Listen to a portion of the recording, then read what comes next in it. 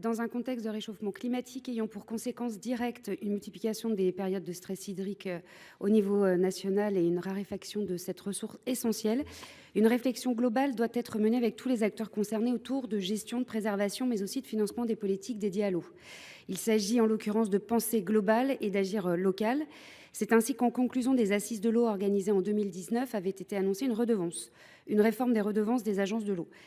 Cette réforme s'est fait attendre jusqu'au projet de loi de finances qui est venu renforcer les principes préleveurs-payeurs et pollueurs-payeurs par l'intermédiaire de deux mesures. Tout d'abord, il s'agissait d'augmenter de 10 millions d'euros le montant de la redevance pour le prélèvement de l'eau pour les agriculteurs irrigants, afin de tendre vers un système plus sobre, plus résilient, plus concerté. Ensuite, une autre mesure prévoyait l'augmentation de 20% de la redevance pour pollution diffuse.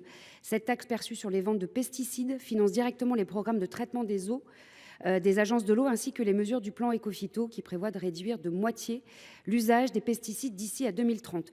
Cette mesure n'a pas été tout à fait à la hauteur. Pourtant, il serait moins coûteux de lutter contre la pollution avant qu'elle ne survienne plutôt que de traiter l'eau a posteriori pour l'alimentation en eau potable. Cela représente ainsi 47 millions d'euros en moins pour le financement d'un plan d'eau qui prévoit de doter les agences de l'eau de 475 millions d'euros supplémentaires chaque année. Cette hausse annuelle de financement s'avère nécessaire au regard des enjeux, mais aussi au regard des efforts très importants qui sont portés par les collectivités territoriales pour le traitement de cette ressource rare. Monsieur le ministre, quelles mesures comptez-vous prendre pour tenir les engagements financiers annoncés et qui, selon vous, assumera les deltas et les prises en charge des millions d'euros en moins afin de garantir la mise en œuvre pleine et entière de ce plan eau? Je souhaite vous interroger aujourd'hui sur les revendications en termes d'application de l'augmentation de la valeur du point des personnels des réseaux associatifs d'aide à la personne pour les salariés qui auraient été en congé maladie avant l'application rétroactive de cette augmentation. Donc c'est très précis. J'ai en effet été alertée par une association sur l'application de l'augmentation de la valeur du point acté par la signature par les partenaires sociaux de la branche de l'aide à domicile avec effet rétroactif le 5 octobre 2022 de l'avenant 54 à leur convention collective. Cette signature a porté la valeur du point à 5,77 € au lieu de 5,62 €. Lorsque les salariés sont malades, ils perçoivent de fait des indemnités journalières de la sécurité sociale et un complément AG2R. Une salariée de cette association s'est adressée à la sécurité sociale pour savoir comment allaient être régularisées ces indemnités journalières qui avaient été payées sur la base d'un point à 5,62 €, alors que rétroactivement, il était passé à 5,77 €. La sécurité sociale lui a demandé dans un premier temps de retourner une attestation de salaire rectificative afin que le rappel puisse être fait. Et dans un deuxième temps, cette administration a répondu à la Fédération des ADMR qu'il lui était impossible d'accéder à cette demande, les rappels de salaire étant pris en compte en fonction de leur date de paiement et non pour la période à laquelle ils se rapportent. C'est pourquoi je vous demande, monsieur le ministre, de confirmer ou d'infirmer cette affirmation de la sécurité sociale. Et si cette information devait s'avérer juste, j'aimerais savoir quelles mesures vous pouvez prendre pour mettre fin à une situation d'injustice inacceptable. Les salariés ne peuvent pas se voir sanctionnés financièrement au prétexte qu'ils auraient été malades. Cela relèverait d'une double sanction et serait quand même assez inadmissible. Le Parlement a voté il y a quelque temps l'extension de l'activité d'IVG par instrumentale par les sages-femmes. Le décret était attendu. D'ailleurs, ma QSD à l'origine interrogeait sur la date de parution du décret. Le décret est paru. Pour autant, il y a encore de quoi vous interroger. Ce décret est extrêmement restrictif puisqu'il limite la durée pendant laquelle les sages-femmes peuvent pratiquer des IVG instrumentales. Qui n'est pas la même que le délai légal. Et la deuxième chose, c'est que ce décret exige la présence de 3 médecins sur site, dont un médecin capable de réaliser des embolisations artérielles, soit sur le site, soit par convention. En réalité, ça signifie que les sages-femmes pourront très rarement pratiquer des IVG instrumentales, tant les conditions qui sont exigées sont drastiques. Et elles sont surtout supérieures à celles exigées des médecins.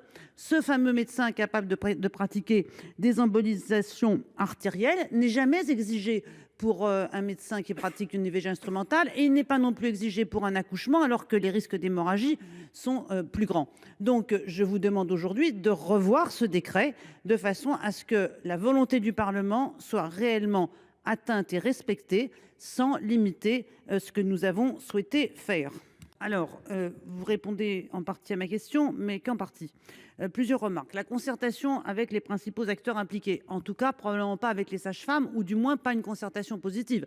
J'imagine qu'ont été concertés et entendus particulièrement les médecins opposés au transfert d'activité aux sages-femmes, parce que les sages-femmes, elles pensent qu'elles pouvaient tout à fait réaliser les IVG instrumentales, et elles sont très mécontentes de ce décret.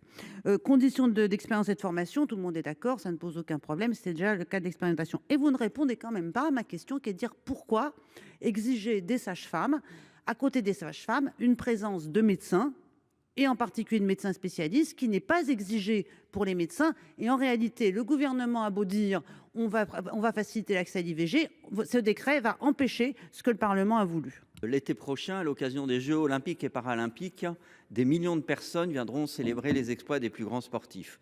Les stades et les fan zones seront particulièrement bondés, exposés à la chaleur estivale, pouvant devenir des lieux propices aux situations stressantes et par conséquent accroître le risque d'arrêt cardiaque. En France, plus de 40 000 personnes font face à cette situation chaque année, avec un taux de survie de seulement 6%. Le manque de formation aux gestes qui sauvent persiste et la majorité des victimes succombent dans les 10 minutes qui précèdent l'arrivée des secours. En comparaison, la Suède affiche un taux de survie de 40%, principalement grâce à une population largement formée aux premiers secours et à un accès aisé aux défibrillateurs, et grâce aussi à leur entretien méticuleux. Malgré des progrès ces dernières années, notre pays accuse donc un retard significatif dans ce domaine. Les défibrillateurs automatisés externes sont mal entretenus et insuffisamment déclarés aux associations de citoyens sauveteurs.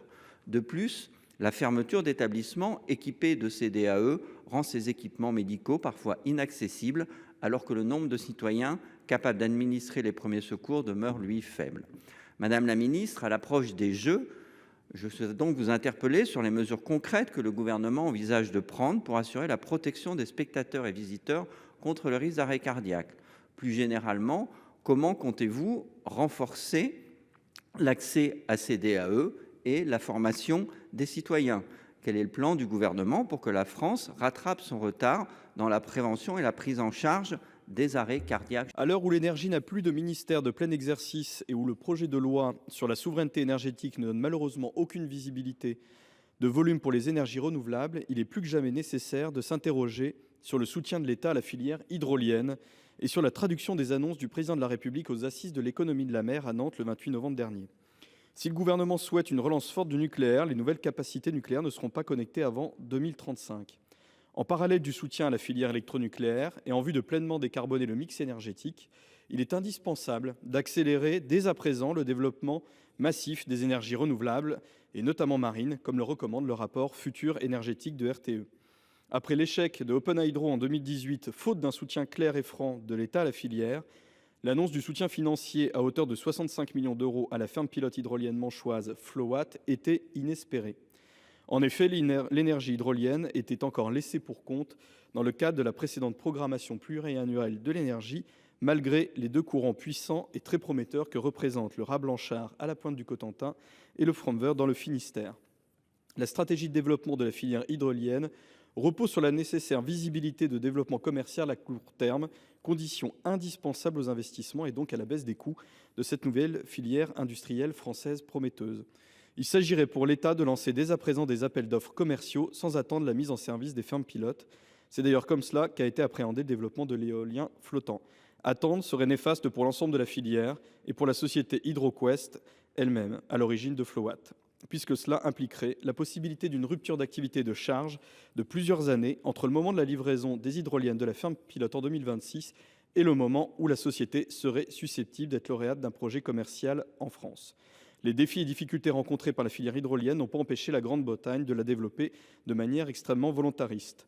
Madame la ministre, le gouvernement va-t-il s'engager à lancer rapidement des appels d'offres commerciaux afin que la filière industrielle française de l'hydrolien devienne enfin une réalité. Madame la ministre, ma question porte également sur une filière industrielle qui nous semble une composante importante de la décarbonation de notre économie. Je veux parler cette fois-ci de la filière industrielle biomasse et en particulier des chaudiéristes biomasse.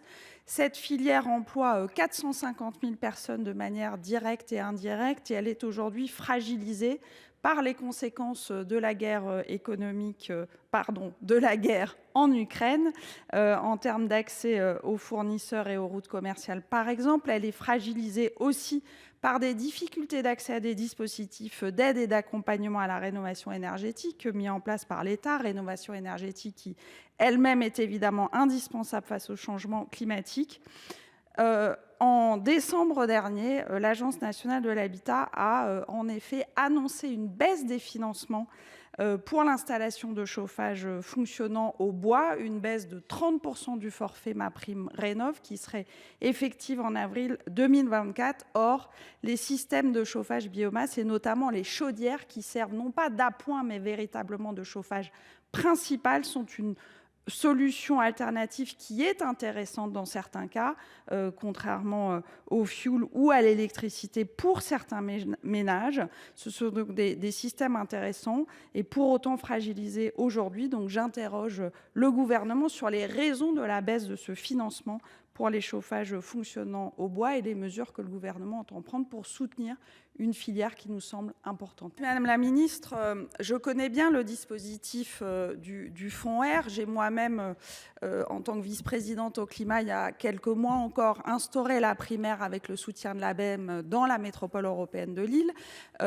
Et donc, c'est un système évidemment auquel je suis favorable, mais reconnaissez qu'il y a un paradoxe à développer. D'un côté, ces primaires pour le remplacement d'un certain nombre d'équipements et de l'autre, à baisser encore une fois, comme vous l'avez reconnu, le forfait pour les chaudières au bois dans MaPrimeRénov'. Donc je crois que les inquiétudes aujourd'hui de la filière restent malheureusement entières.